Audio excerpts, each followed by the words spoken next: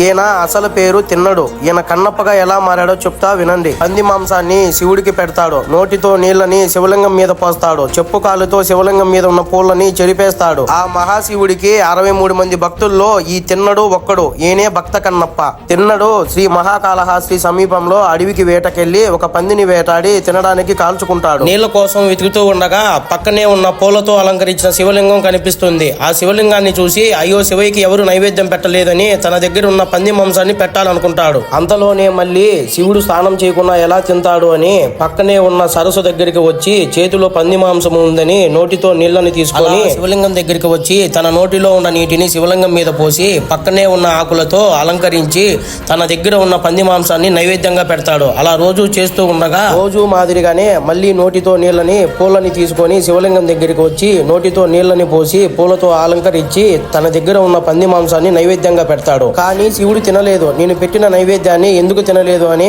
బాధగా శివలింగం వైపు చూస్తాడు. శివలింగం కంటి నుండి రక్తం కారడం చూసిన తిన్నడు తన కంటిని బీకి రక్తం కారుతున్న శివలింగం కంటికి పెడతాడు. ఆ తర్వాత శివలింగం రెండో కంటి నుండి కూడా రక్తం కారడం మొదలవుతుంది. అప్పుడు తిన్నడు తన రెండో కంటిని కూడా పీకడానికి సిద్ధమవుతాడు.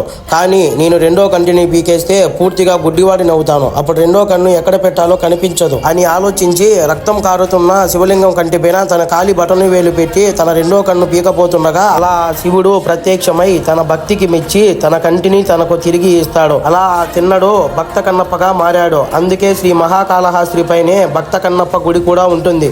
మీరు వెళ్ళినప్పుడు మర్చిపోకుండా చూడండి. ఓకే డార్లింగ్స్, నెక్స్ట్ వీడియోలో కలుసుకుందాం. బాయ్.